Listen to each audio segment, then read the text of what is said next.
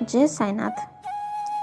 आज आम बुलीजा एक नुआ जगह जहाँकि केन्दुझर जिले में अवस्थित, जहाँकि माँ गड़चंडी पीठ नाम परिचित।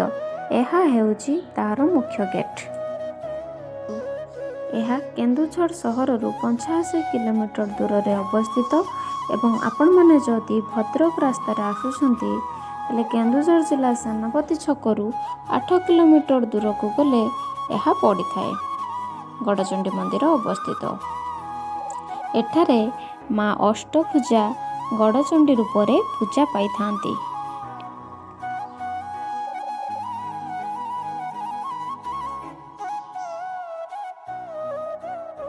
एठारे पार्श्व देवादेवी भाव में हनुमान, गणेश, शिव मध्य पूजा पाई थांती।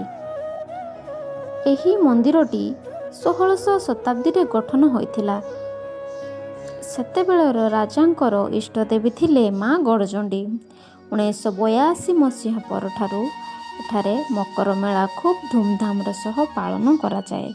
दशहरा, दुर्गा पूजा मध्य एठारे विशेष भाव में पालन करा जाए।